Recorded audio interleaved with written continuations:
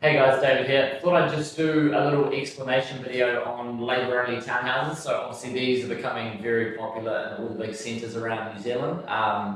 Yeah, pretty common trend with, immigration up and big quarter-acre sections, those older houses getting bowled off. They're usually sitting in the front or the centre of the section. Nowadays for developers it's too good just to take those houses off, turn one lot of living quarters into 4 or 5. So Labour-only townhouses are becoming huge jobs, and we do a lot of pricing of those, full contract and labour-only. But I thought I'd just go through a labour-only build on how we kind of price it and break it down. So this is really key for guys who are just going out on their own. They get approached, builders get approached all the time by group housing companies to do you want to build labour-only 8 houses, 10 houses, 12 townhouses. Not so good for profit margins, I believe. I think the margins are lower there because you can't make money on materials, project management, P&Gs, and your sub-trades, but really good for high turnover. If you're running a crew of 2 or 3 guys, you can probably make pretty good money if you're efficient and you're fast and you get good at it. It is kind of like Lego sets now, so they are getting a lot quicker, but the rates that these group housing companies offer are not that good. But if you can be fast and efficient, you can make good tins. So the way that we break it out, usually in New Zealand, the foundations are all done by foundation companies, so the builder will come in from frame right through to finish. So the standard carpentry package is obviously framing, ready for roof, ready for cladding, depending on the cladding spec. So if it's weatherboard or cedar, they'll do those. If it's like a long run iron or like a time board or something different, they might have a subcontractor coming in and doing those. But they will still get ready for wrap, ready for batten, ready for windows, do all the interior works usually. I think Auckland, Christchurch and Wellington, they would have insulation companies, but sometimes you'll get the insulation. Wall lining, Christchurch and Auckland, I say, would sub that out to jib fixing companies, but you'll get all the internal carpentry works as well for doors. So fitting off door jambs, fitting off doors, fitting off door hardware, trims as well, and some bathroom work. So we're going to go through briefly through a scope for some units in Auckland here. So the builder had a scope for framing work, exterior components, so they were doing the cladding as well, so weatherboard cladding, interior work, so they got insulation, wall lining, ceiling linings, doors and fittings for the bathroom as well. So there were 4 types of units. I think it was 16 townhouses, so 4 groups, 4 in each unit, 4 times 4, 16. So when we start off on the framing work, there's obviously, we always start off on the key sort of components, mark out floor framing lines. So the slab has been poured, you're going to go measure out your lines on your slab for where you're going to stand your frames and use the datum, so you'll measure 100 mil off. Use your datum to string line and block your bottom set of frames. So we always allow minimum 2 hours for single townhouses. So these were a group of 4, so we had 8 hours for those kind of units. We've allowed 32 hours to stand the bottom lot of frames. So these were obviously for 4 lots of houses. So we could assume for a standard townhouse, dummy townhouse, it's usually 4.5 by 8 or 10 meters. So 40 squares on the bottom, 40 squares on the top. So we usually allow 8 hours to stand those frames. Obviously this is for 4 for 32. Install, so for top frames as well, so we've allowed the same amount of time. Usually we add about 15% more. This one obviously you build the mid-floor and then go higher frame straight on top, so we haven't allowed too much more time on that. Install gable, lintel and beam, so that's just like putting up lintels over doors and windows, 8 hours for those items. Install additional studs, knobs, double and triple studs, allowed for a day's labour for one carpenter to go around and install and fix all of those. Framing hardware, so those we've allowed for all the straps, strap fixings under the bottom planks, lintel straps as well, 8 hours for that. Once again, we kind of just round it up. A lot of people, guys will be quicker, we'll do it in half a day, but we're assuming as a business owner, as a QS, we're going to allow you more hours than what you need. You still need to be competitive to win the project, but we don't want you losing money, so that's the biggest thing. So pretty much by the time we've done the top and bottom floor framing, we usually allow a day to set out all the mid-floor joists, allow for a stairwell to go in as well. Half a day to lay all the sheets of ply. So the quick way we work that out is go, a sheet of ply is usually 2.4 by 1.2. Lay down the plywood, so 12 sheets of plywood, mark out, screw off, glue down. So we usually allow 2 days for the mid-floor.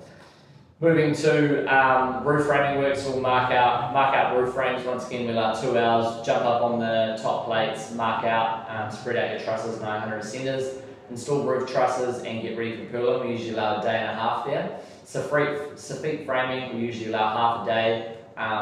Fly rafters, screw off the roof, we allow a day for purlin screws, screw off the roof. And then we have a PC some fixing hardware and roof strap framing.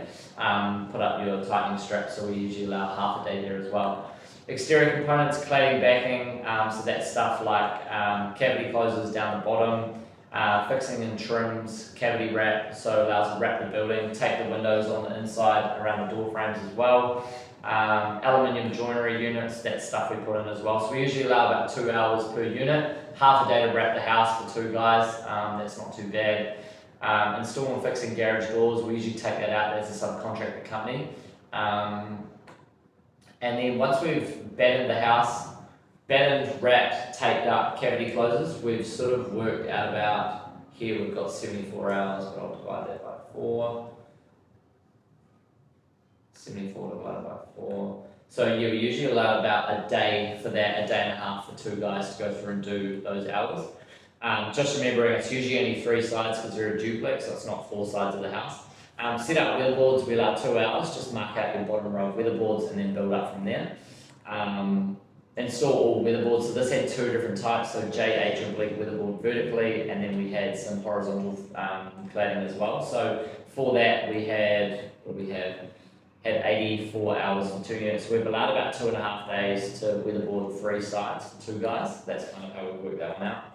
Other ones, Safeet and base cladding, so install framing for Safeet cladding and fibre cement fixing lining. So those are just your Safeets, fix off, do your joiners. Obviously top floor you'll be working off a scaffold, a little bit more time, we allow a day for 2 guys. But it's not that many sheets. By the time you get them in 2.4, you do 1 run across the front, 4 metres wide, 2 sheets on the front, 2 sheets on the back, and usually 4 sheets down the side. Interior works, so moving into this, so we had wall insulation and ceiling insulation, so we allow 2 days for 1 guy to go and do all the walls. Obviously you've got bottom story exterior walls, top floor exterior walls, and then ceiling insulation we just allow half a day to put all those in, so total hours for that sort of sitting around 24 hours, sorry. Wall lighting, so we split that up into standard jib and aquiline jib. This one obviously duplex intertenancy walls, so they had double 13mm fire line.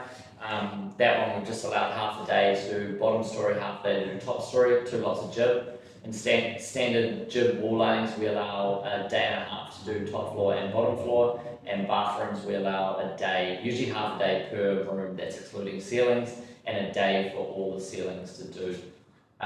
We also allow miscellaneous some for moving of jib, so obviously the truck's just going to deliver on site, but then you've got to get the jib inside to store it, so we allow a good 4 hours there as well. Ceiling lining, so they had jib rondo battens for these ones, sorry, aquiline ceiling and bulkhead ceilings, so we've allowed total for that, once again, sorry, 94 hours divided by 4 for rondo and jib. Yeah, so we've allowed, that was divided by 2, so 48 hours, so 2.5 days to jib rondo and jib ceiling. Internal doors, so total amount of doors in these units was about 8, so we allow 2.5 hours per one, so that's 2 hours to install the jam, half an hour for hardware, and we usually allow an hour to an hour and a half for the door, so about 3.5 to 4 hours per door. So the easiest way to do that is just go through and get the total amount of doors, 8 times it by 4, or sometimes we'll go 5, just depending. Door hardware, we usually allow an hour per door as well. Architraves and skirtings, so for skirtings we allow pretty much a day to go around and do all the skirtings. Obviously it can be a bit time consuming in small areas like the wash house or the laundry room, a lot of little 900mm like laundry cabinets, there's actually quite a lot of cuts in there, versus a straight lounge cut is very quick and easy, you bang up a 4 metre length pretty quickly. Architraves we allow for 2 days, obviously per window. Per door there's 7 linear metres on each side of the door, so if you've got 8 doors you've got 8 times 7, what's that, 54, 110 metres for all your doors, both sides, and then you've got your windows as well. So we usually allow 2 to 3 days there. Bathroom fittings for this one, install shower liner, so we allow 2 hours for the shower liner. Sometimes in the bigger companies, bigger areas, they'll have shower companies that will come in and do the liner, fit off the box, and then plumber will do tray and mix it. They're going to do it on these ones. Mirror, we allow half an hour. Vanity, we allow half an hour to assist the plumber. Sometimes the plumbers will screw them on the wall, or the builder will screw them on the wall, and then the plumber will fit off.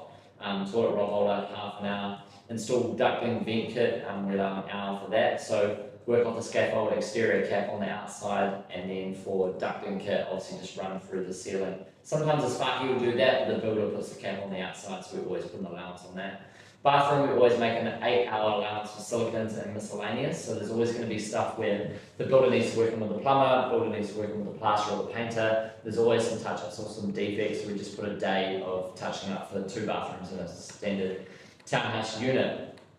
Tidy up defects, we allow another additional day as well, so half a day to a day in the bathrooms, for 2 bathrooms, 1 top, 1 bottom, and then a full day just to clean up and get out of the job as well. So on total, when you look at townhouse stuff, labour only for this kind of package, that's for framing, roof, weatherboards, internal carpentry. It usually works out to about $250 to $350 a square metre for labour only. That's not including fixing. So if you're a young guy looking to do pricing, work off that, price it yourself, go through and then just divide up the total square metres, and you should be sitting around $250 to $350.